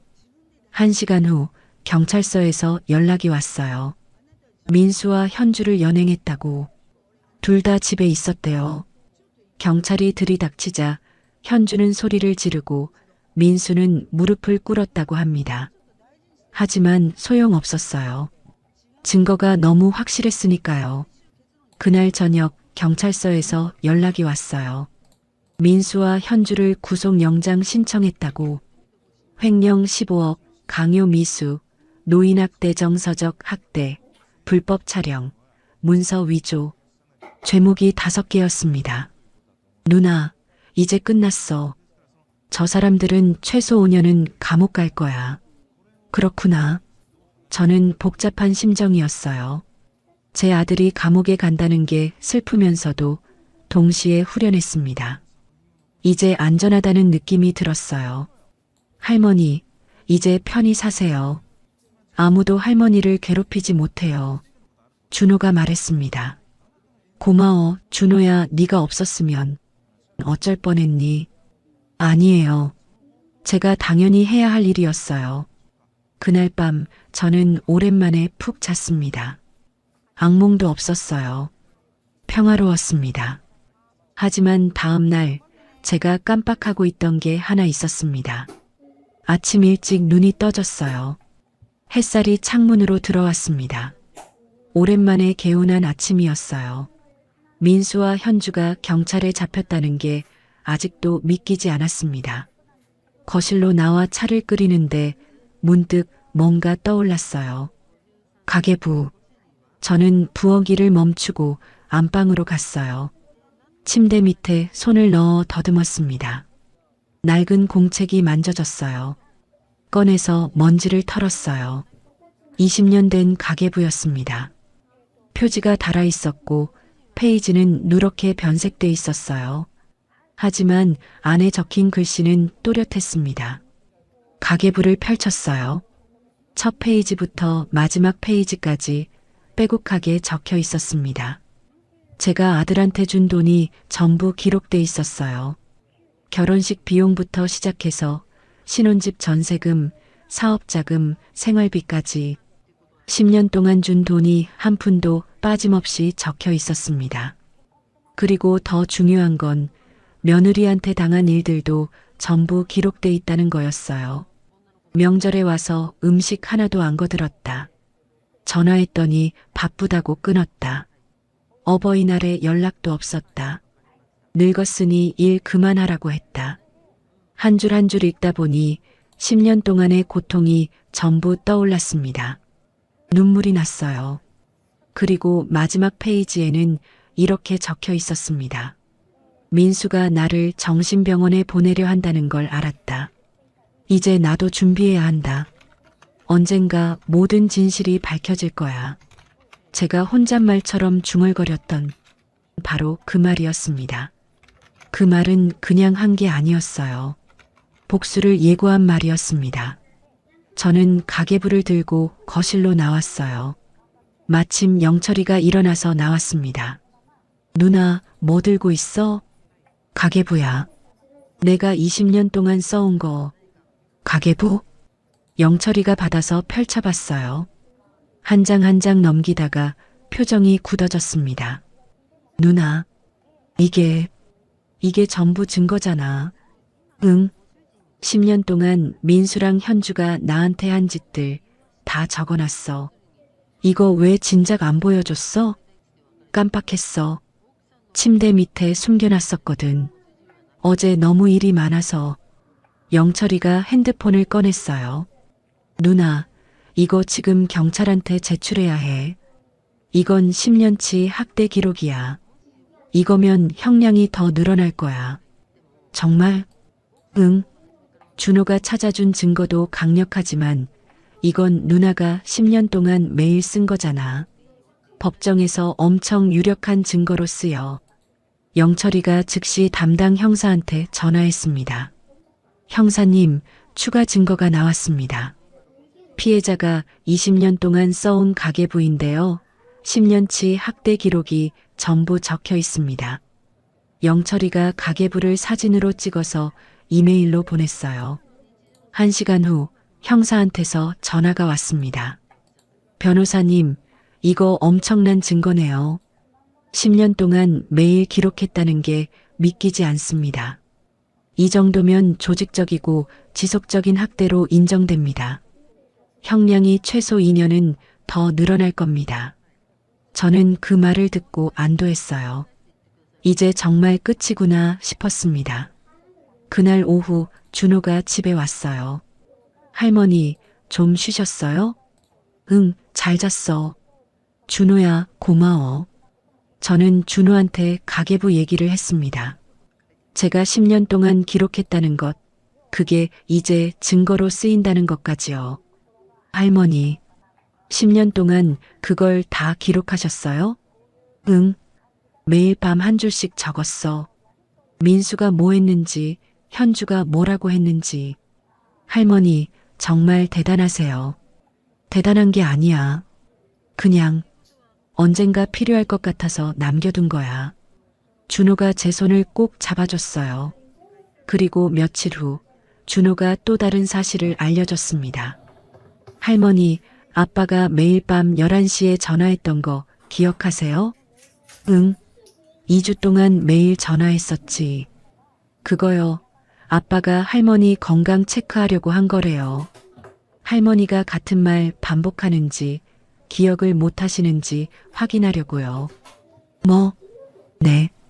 그래서 매일 똑같은 질문을 했대요. 만약 할머니가 헷갈려 하시면 그걸 녹음해서 증거로 쓰려고 했대요. 제 가슴이 서늘해졌어요. 그래서 매일 같은 시간에 전화한 거구나. 네. 하지만 할머니가 항상 또렷하게 대답하셔서 아빠가 포기했대요. 녹음해봤자 소용없다고. 저는 씁쓸하게 웃었어요. 민수는 2주 동안 저를 시험했고 저는 그 시험을 통과했던 거였습니다. 일주일 후 재판이 열렸습니다. 영철이가 저를 법정에 데려갔어요. 준호도 같이 왔습니다. 법정에 들어서니 민수와 현주가 앉아 있었어요. 죄수복을 입고 있었습니다. 민수는 저를 보자 고개를 숙였어요. 현주는 저를 째려봤습니다. 재판이 시작됐어요. 검사가 증거를 제출했습니다. 피고인 박민수와 이현주는 10년 동안 피해자를 정서적으로 학대했습니다. 이는 피해자가 직접 작성한 가계부를 통해 명확히 드러납니다.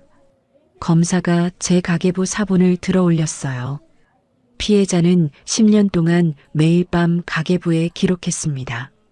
아들한테 준 돈, 며느리한테 들은 말, 모든 것이 여기 적혀 있습니다.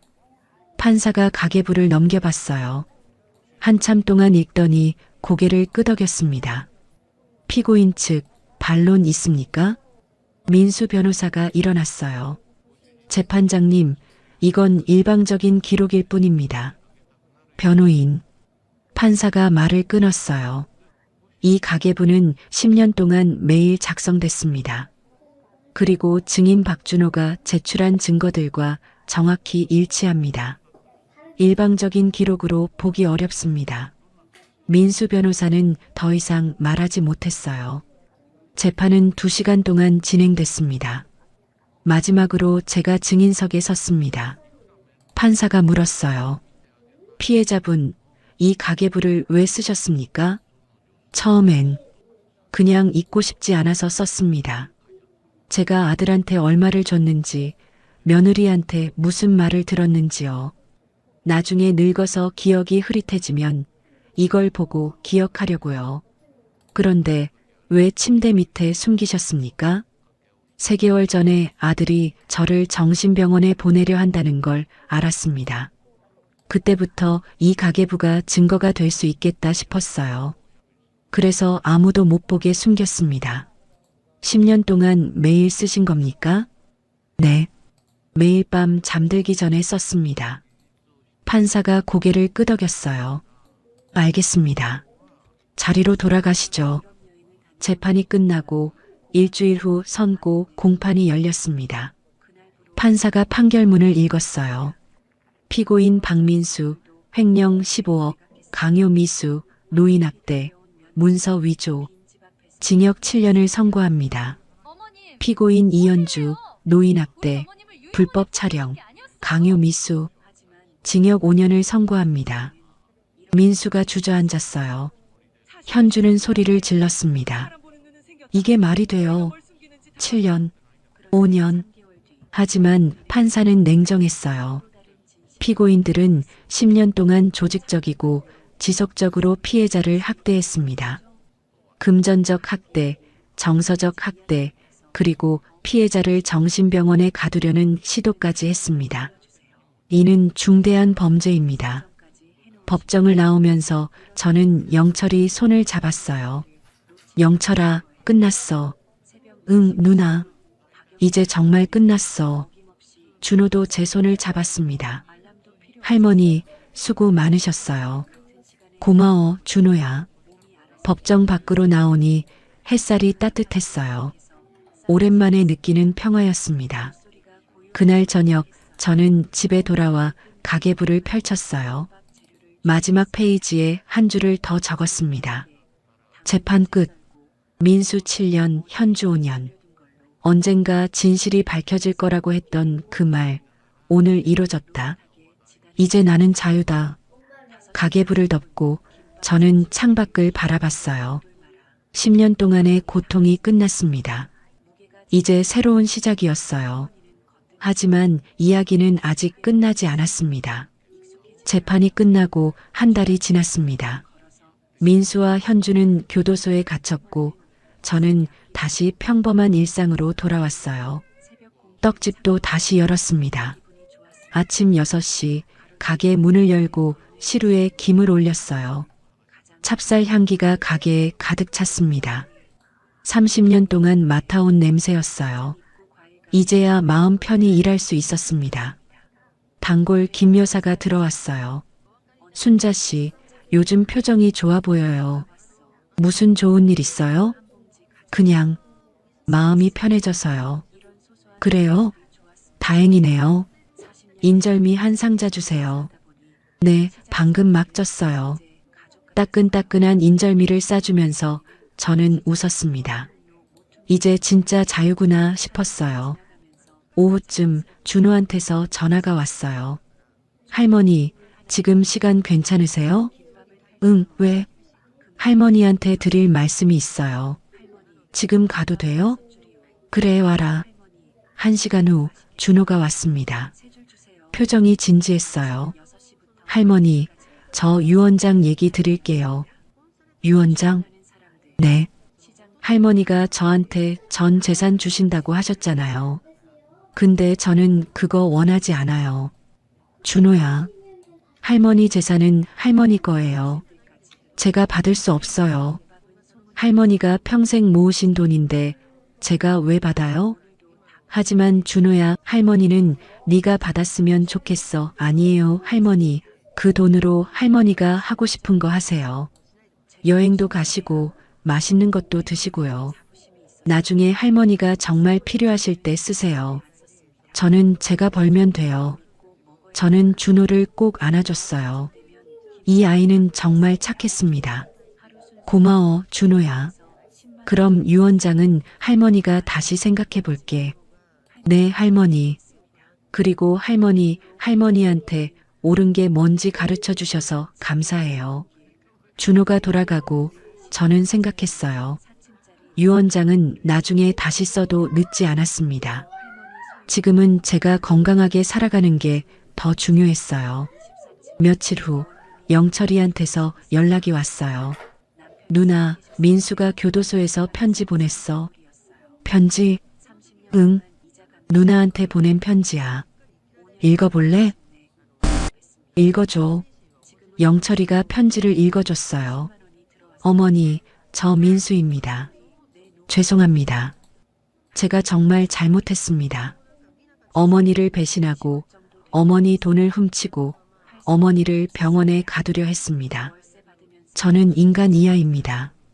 7년 동안 반성하겠습니다. 어머니, 용서해 주시지 않아도 괜찮습니다. 다만 건강하세요. 아들 민수 올림. 저는 한참 말이 없었어요. 민수가 진심으로 반성하고 있는 걸까요? 아니면 또 연기일까요? 누나, 답장 쓸 거야? 아니, 정말? 응, 답장 안 쓸 거야. 민수는 7년 동안 스스로 생각하면 돼. 내가 용서해 줄지 말지는 그 다음 문제야. 영철이가 고개를 끄덕였어요. 누나 말이 맞아. 그리고 또 며칠 후 영철이한테서 다른 연락이 왔습니다. 누나, 횡령 피해 배상 소송 시작했어. 내가 대리로 진행할게. 소송? 응. 민수가 횡령한 15억 돌려받는 소송이야. 시간 좀 걸리겠지만 최대한 빨리 진행할게. 얼마나 걸려? 빨라야 1년이야. 형사재판하고는 별개거든. 근데 증거가 확실하니까 이길 수 있어. 그렇구나. 고마워, 영철아. 누나, 당연한 거야. 누나 돈 찾아줘야지. 저는 한숨을 쉬었어요. 1년이라니. 오래 걸리네요. 하지만 괜찮았습니다. 이미 제 재산은 지켜냈으니까요. 그날 저녁 낯선 사람이 가게로 들어왔어요. 정장을 입은 중년 남자였습니다. 혹시 박순자 할머니세요? 네, 그런데요. 저는 KBS 시사 프로그램 PD입니다. 할머니 사건 기사 봤습니다. 혹시 한 달 후쯤 인터뷰 가능하실까요? 인터뷰요? 네. 요즘 노인 재산 탈취 사건이 사회 문제잖아요. 할머니 사례가 많은 분들한테 도움이 될 것 같아서요. 준비 기간 좀 드리고 한 달 후에 촬영하려고 합니다. 저는 잠깐 고민했습니다. 제 이야기를 세상에 알려야 할까? 좋습니다. 하겠습니다. 감사합니다, 할머니. 그럼 다음 달에 연락드리겠습니다. 그날 밤 저는 혼자 앉아서 생각했습니다. 민수를 용서해야 할까? 아직 모르겠었어요. 하지만 한 가지는 확실했습니다. 저는 이제 자유롭다는 것, 아무도 저를 괴롭힐 수 없다는 것, 제가 모은 돈도 지켰고 명예도 회복했고 정의도 이뤘습니다. 그리고 무엇보다 손자 준호라는 착한 아이가 제 곁에 남아있다는 것, 그것만으로도 충분했어요. 다음 날 저는 떡집에서 일했습니다. 손님들이 들어왔고 떡을 세고 웃으면서 나갔어요. 평범한 하루였습니다. 평범함. 그게 제일 소중한 거였어요. 봄이 왔습니다. 가게 앞 가로수에 새싹이 돋아났어요. 재판이 끝나고 1년이 흘렀습니다. 저는 여전히 새벽 4시에 일어나 떡을 쪘어요. 30년째 해온 일이었지만 이제는 마음이 정말 가벼웠습니다. 준호가 자주 들렀어요. 일주일에 한 번씩은 꼭 왔습니다. 할머니, 오늘 떡 엄청 맛있어요. 매일 똑같이 만드는데 왜 오늘만 맛있어? 할머니가 만드시니까요. 저는 웃었어요. 이 아이가 있어서 정말 다행이었습니다. 어느 날 영철이한테서 전화가 왔어요. 누나, 배상소송 판결 나왔어. 이겼어? 응, 이겼어. 법원에서 민수한테 15억 배상하라고 판결 났어. 그럼 돈 돌려받는 거야? 그게 영철이 목소리가 무거워졌어요. 민수한테 재산이 없어. 강남 집도 전세였고 차도 할부 중이었고 빚만 20억이야.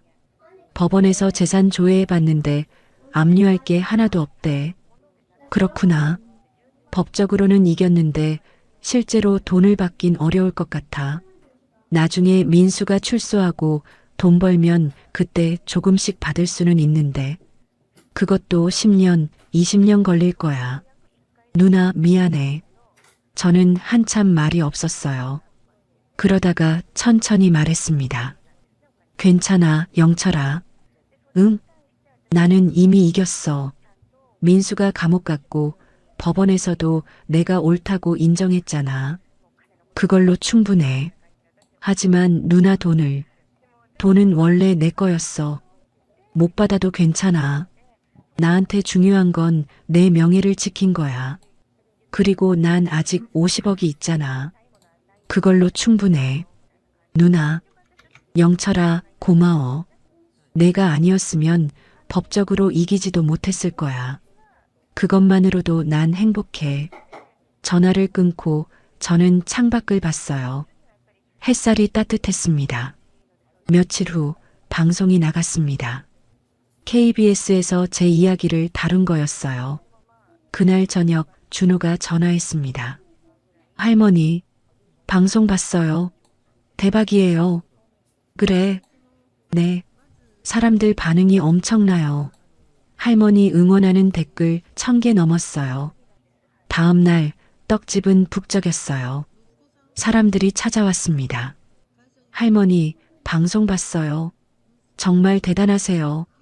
할머니, 떡 사러 왔어요. 응원합니다. 저는 떡을 팔면서 계속 웃었어요. 이렇게 많은 사람들이 저를 응원해 주다니. 그중 한 분이 말했어요. 70대쯤 되어 보이는 할머니였습니다. 사장님, 방송 보고 용기 얻었어요. 저도 비슷한 일 겪었거든요. 그래요? 네.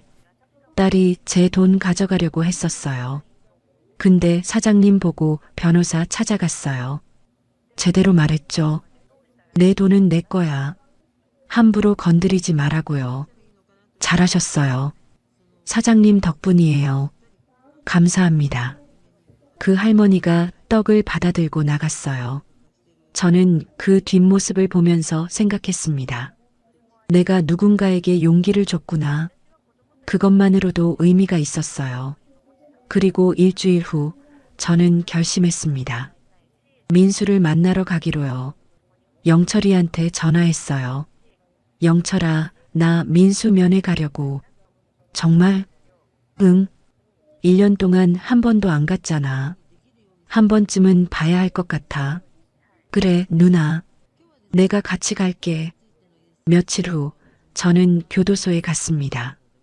영철이랑 준호가 같이 왔어요. 접수처에서 면회 신청을 하고 기다렸습니다. 면회실에 앉아 있으니 민수가 들어왔습니다. 죄수복을 입고 있었어요.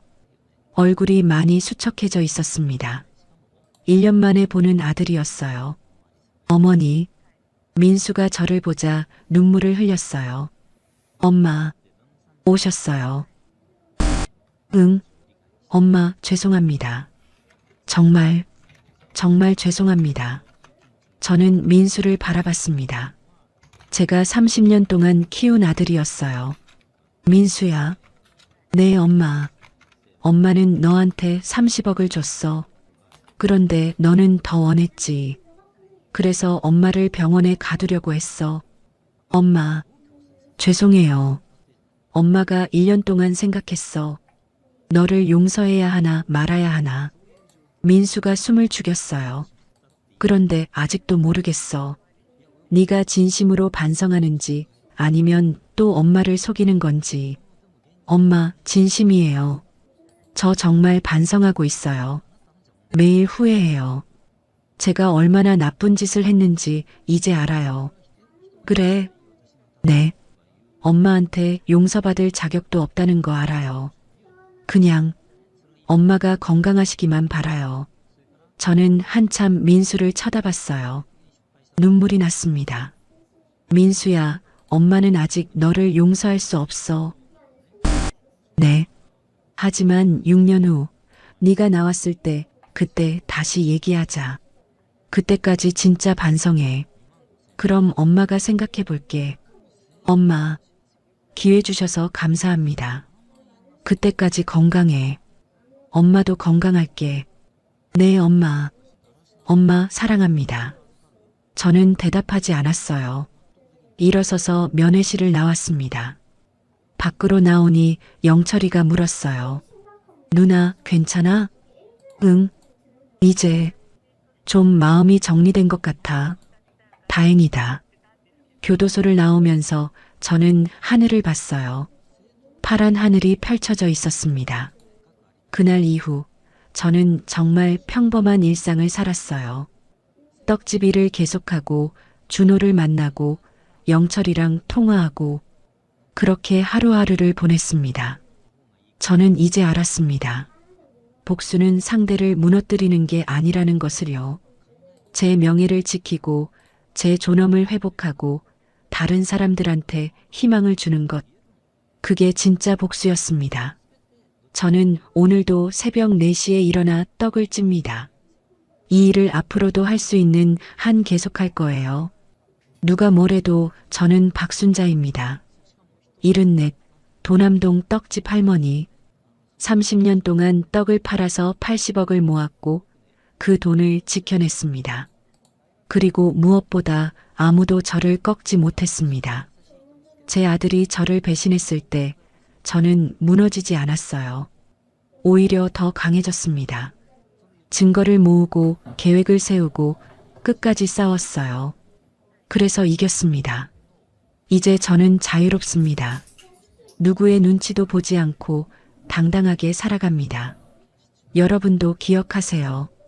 나이가 들었다고 해서 당하고 살 필요 없습니다.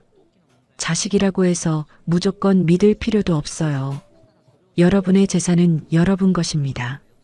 그리고 만약 누군가 여러분을 배신한다면 포기하지 마세요. 기록하고 증거 모으고 믿을 수 있는 사람한테 도움 청하세요. 혼자가 아닙니다. 여러분 곁에는 분명히 도와줄 사람이 있어요. 저처럼요. 저는 오늘도 떡을 찝니다. 손님들이 들어오고 떡을 사가고 웃으면서 나갑니다. 이게 제 승리입니다. 이게 제 복수입니다. 그리고 이게 제 인생입니다. 박순자 할머니의 이야기 어떠셨나요? 새벽 4시에 일어나 찹쌀을 씻던 그 손으로 가계부를 쓰고 그 가계부로 자기 인생을 지켜낸 사람이 있었습니다. 30년 동안 떡집 시루에서 올라오던 김처럼 눌러 참았던 진실도 결국은 세상 밖으로 피어올랐어요. 영상 보시면서 이게 진짜야? 싶으셨을 수도 있는데요. 아들이 친어머니 통장에서 몰래 15억을 빼돌리고 치매 환자로 만들어서 후견인이 되려 했다는 게 믿기 힘드셨을 수도 있어요. 가족이 정말 저럴 수 있어? 싶으셨다면 저도 처음엔 그랬어요. 근데요, 실제로 보건복지부 노인 학대 현황 보고서를 보면 학대 가해자 중 아들이 차지하는 비율이 가장 높다고 합니다. 재산을 노리고 부모를 요양원이나 정신병원에 보내려는 사례가 해마다 늘고 있고요. 특히 혼자 사시는 어르신일수록 이런 피해에 노출되기 쉽다고 해요. 다만 오늘 사연은 실제 경험담을 바탕으로 각색한 것이라는 점 양해 부탁드려요. 전달 과정에서 일부 과장이나 극중 요소가 더해졌을 수 있습니다. 하지만 이 이야기가 주는 교훈은 분명해요. 첫째, 내 재산은 반드시 내가 직접 관리해야 합니다. 통장 비밀번호와 도장은 자식이라도 함부로 알려주지 마세요. 둘째, 나이가 들었다고 움츠러들 필요 없습니다. 박순자 할머니처럼 당당하게 내 목소리를 내는 것, 그게 가장 큰 힘이에요. 셋째, 이상한 낌새가 보이면 혼자 끙끙 앓지 마시고 믿을 수 있는 가족이나 전문가한테 꼭 도움을 요청하세요.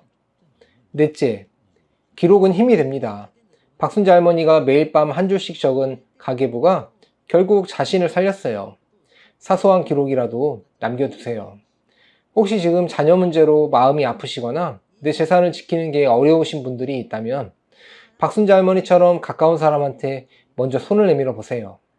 혼자 감당하실 필요 없습니다. 여러분 곁에도 분명히 영철이 같은 사람이 있을 거예요.